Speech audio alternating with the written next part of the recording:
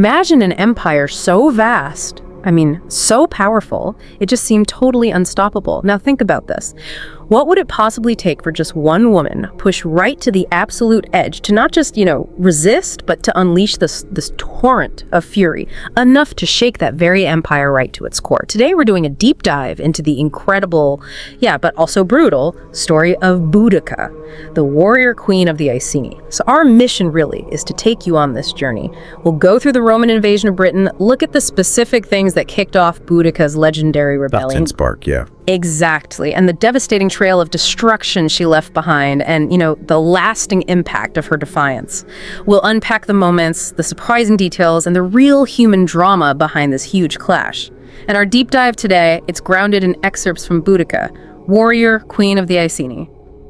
It's a really fascinating account that helps us cut through some of the noise and get right to the heart of this pivotal moment in history. So let's unpack this. From the 1st century BCE, the Roman Empire was just relentlessly expanding, wasn't it? Sweeping through communities that tried to resist. Precisely. And by 58 BCE, you have Julius Caesar's operations in Gaul. These were huge, ambitious campaigns for the time. Yeah. And that's what really drew Rome's attention northwards, towards Britain, an island kind of mysterious across the sea. Right. And really piqued Caesar's interest. Its appeal wasn't just, geography. There were these reports of valuable iron mines, unrefined gold, incredibly fertile lands. Big potential spoils. Huge potential, yeah. Significant spoils for the empire. So Rome saw opportunity. But what did they actually know about the Celtic tribes already living in Britain? Did they see them as a major military challenge or just, another conquest waiting to happen? Well, they certainly weren't strangers to Celtic peoples. The native Britons were primarily Celtic. Much like many tribes, Rome had already fought and, conquered in Gaul.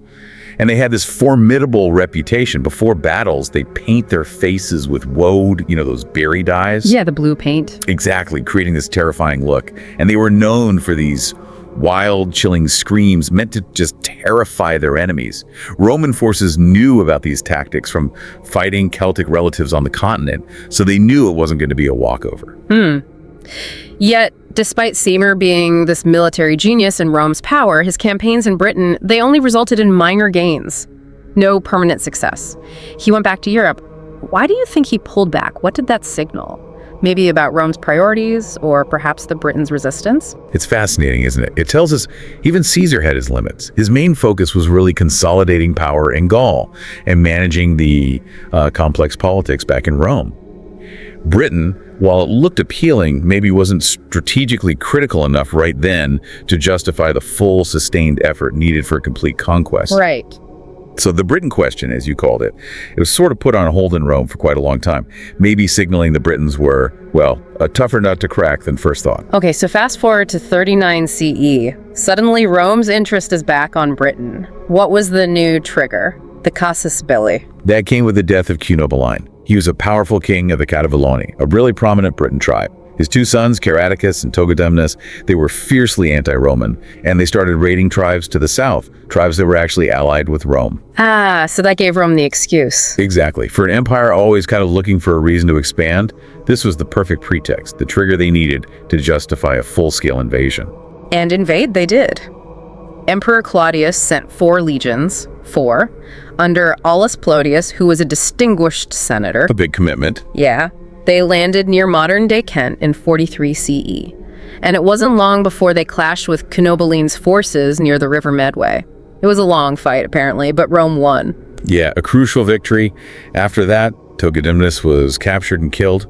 Caraticus, though, he was slippery. Managed to evade capture, hid out in the forests, and basically harassed the Roman army with guerrilla raids for 7 years. 7 long years. Wow. Until he was finally defeated and captured in 50 CE at Caer-Caradoc. So while all this conquest is happening, there's this leader of the Iceni tribe in eastern Britain, Prasutagus.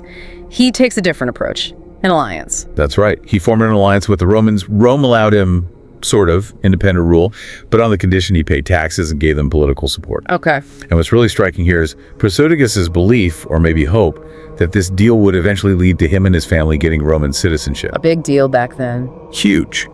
But it kind of exposes a Roman tactic, doesn't it? Offering these tempting promises, citizenship, status to client kings, knowing full well their own rigid laws often wouldn't allow for that kind of real power sharing later on. So it was a way to slowly tighten the grip. Exactly, a gradual tightening. And it turned out to be a massive miscalculation by Prasutagus, with devastating consequences down the line. And then Emperor Nero arrives on the scene in 54 CE. That dramatically ramps things up for the people of Britain, especially for Prasutagus' wife, Boudica, and their daughters. Nero, we know, was ruthless, killed his own mother, his stepbrother, just to consolidate power. How did this new brutal emperor change Rome's strategy in Britain? Well, Nero's rise meant the empire's inherent cruelty, its insatiable appetite, found a chilling personification. Before Nero, Roman officials in Britain had often tried to avoid too much heavy-handed oppression, sometimes respecting local beliefs, while still establishing control. A slightly softer touch, maybe? Relatively speaking, yeah. But Nero, different vision entirely. He ordered a real escalation of pressure on the Celts, aiming to just stamp out any questioning of Roman authority, solidify their dominion over the island, period. So, with Nero in charge, this tension that was already simmering, it's about to boil over.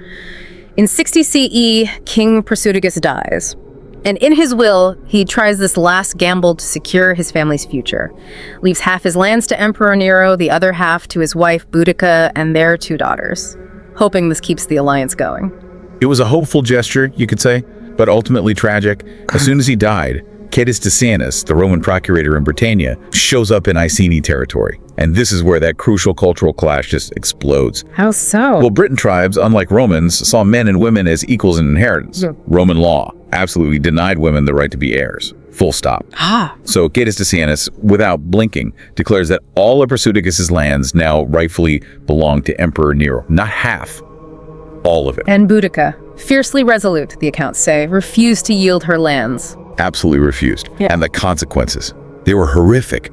Roman soldiers, with Quietus watching, publicly flogged Boudica in front of her own people, her daughters. Unbelievable. And then Quietus allowed his soldiers to rape Boudica's daughters. It's just hard to comprehend that level of deliberate cruelty. It is a profound humiliation, a violation. It wasn't just political, was it? It was visceral, personal, an outrage that showed Rome's darkest face, as the source puts it, and resulted in the complete plundering of their lands. An absolutely unspeakable act designed to break them. Completely. And around the same time, Nero appoints Gaius Suetonius Paulinus, a very popular Roman general, his mission, to completely subdue the Celts.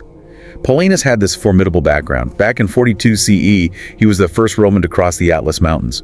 Major successes against North African tribes. He had firsthand experience in, brutally subjugating populations. And now he planned to do the same in Britain. Exactly. So Paulinus' first move was to go after the Druids in Anglesey.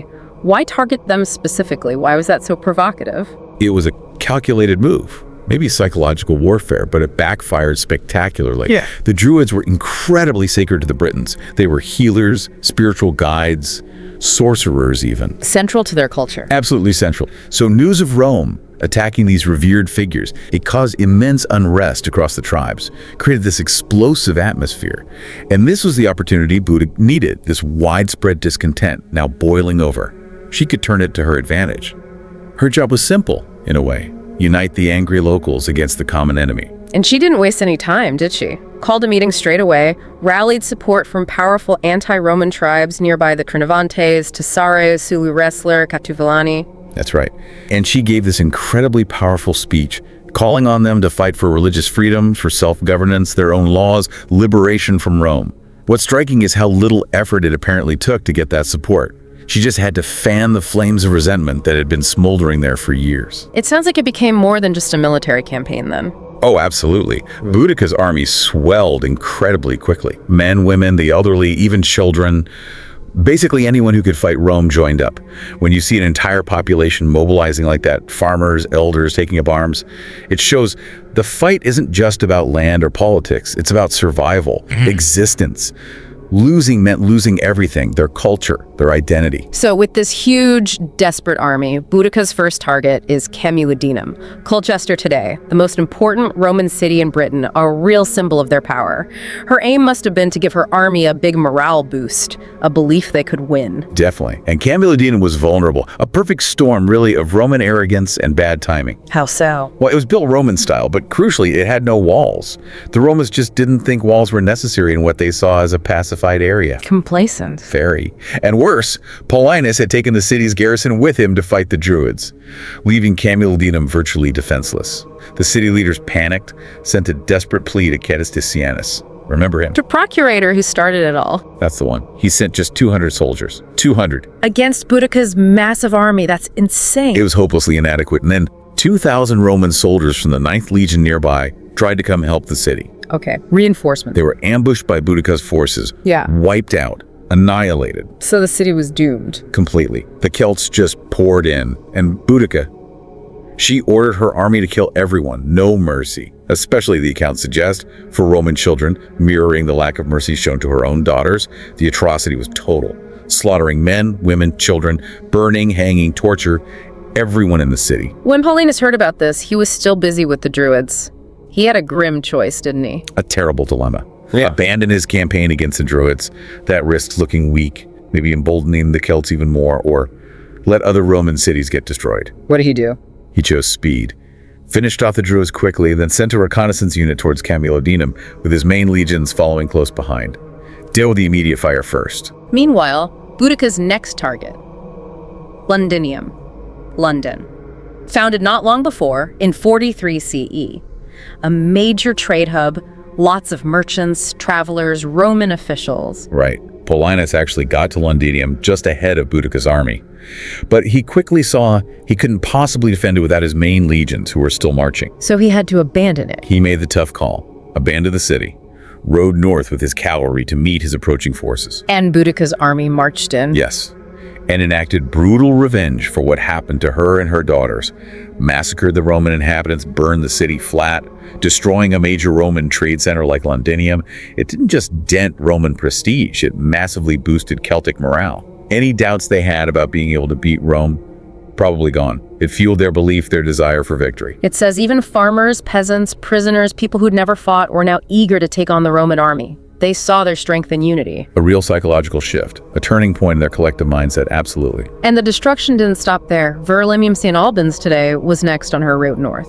Paulinus saw it coming. He ordered the city evacuated this time. Saved lives, but couldn't stop Boudica's army from destroying it too. So 3 major Roman cities wiped out. Systematically destroyed, roughly 70,000 civilians killed, around 1,500 legionaries annihilated. That was Rome's steep payment for the disrespect, the brutality shown to Boudica and her daughters. An incredible price. Does this destruction say more about Boudica's fury, or does it maybe expose just how fragile Roman control in Britain really was at that point? That's a great question. Probably a bit of both, wouldn't you say? Yeah. The fury was undeniable, but it definitely hit weak points in the Roman setup. So after all this devastation, Paulinus finally links up with his legions, northeast near what's now Watling Street. And he used strategy, right? Pulls Boudica's army west to let his troops rest. Exactly. Paulinus knew his stuff. Roman armies were best in open field battles. Celts excelled in ambushes, forest fighting. So to counter the Celts' massive numbers, he chose the battlefield very carefully. A narrow pass with wooded slopes on either side. The bottleneck. Precisely. It forced Boudica's huge army to advance through this bottleneck, meaning they couldn't bring all their numbers to bear at once. And the woods protected the Roman rear. Very hard to flank them. Brilliant tactical choice. And the armies themselves, a stark contrast. Rome had maybe 11,000 highly trained, experienced soldiers. Disciplined veterans, yeah. Against Boudica's army, estimated as a staggering 120,000 Celts. But mostly rebellious farmers, villagers, not professional soldiers in the Roman sense. But despite the bad terrain for them, the Celts were riding high on their victories, weren't they? They just ignored the disadvantages. Seems so. They were emboldened, confident with those huge numbers, driven by that hunger for revenge, for freedom. They just went for it. You can imagine the scene, though. The Romans, even professionals, must have felt some apprehension, seeing 120,000 warriors, faces painted, screaming like banshees. Oh, undoubtedly, a chilling sight. Even the best soldiers might have felt a flicker of fear facing that wall of sound and fury. Paulinus knew he had to study them. His speech, according to the sources: "Ignore the noise of these savages. They are not soldiers. They barely have proper equipment. We defeated them before, and with our weapons and spirit, we will defeat them again." Strong words. Absolutely. And Boudica, from her chariot, her daughters beside her, she gave her own powerful address. I come from the lineage of a mighty man, but I fight not for my kingdom or wealth. I fight as an ordinary person for the freedom taken from me, for my injured body, and for my angry daughters. Do not forget what you are here to avenge. We have no choice but to leave this field victorious or die with honor. Incredible defiance. So, with those words ringing out, Boudica leads the charge from the front in her war chariot, inspiring her army. As the Celts surged out of that narrow pass, screaming, getting into Roman range, Paulinus gives the order. Unleash the javelins, the plea, heavy throwing spears hurled into those tightly packed Celtic ranks in the narrow valley. The impact must have been devastating. Heavy casualties before they even properly clashed. And after the javelins, Paulinus orders the charge. But crucially, maintaining formation, discipline. And this is where Roman tech really told. the armor and shields. Exactly. The Celts were lightly armored. The Romans had chainmail, lorica hamata, segmented plate armor, lorica segmentata, those big rectangular scutum shields offering massive protection. It gave them a huge edge in close combat. The Celts struggled to break that Roman shield wall, and when they got close, they faced the gladius, the short, deadly Roman sword, thrusting out from behind the shields. And Roman endurance played a part too. The ability to rotate soldiers. Another critical advantage. Roman discipline allowed tired soldiers to cycle to the back, fresh ones moved up. They could maintain relentless pressure against an enemy that was likely tiring much faster. The Celts pushed hard though, even broke some Roman lines. They did, they fought fiercely. But as the battle dragged on, they grew exhausted. Paulinus saw his moment, ordered his cavalry, which he'd likely held back, to hit the flanks. And that was it. That broke them. The Celtic army just crumbled against the disciplined Roman ranks. Then the Romans pushed them back into the path. Exactly, back into the bottleneck they'd come through, trapping a huge number of them. They were forced back towards their own baggage carts, wagons, families perhaps that were massed behind them. No escape route. And the Romans showed no mercy. None. Slaughtered everyone. Women, children, the elderly, even the pack animals. A horrific, final massacre. Utterly brutal. And Boudica, did she die there? No, she managed to escape the battlefield, to avoid capture.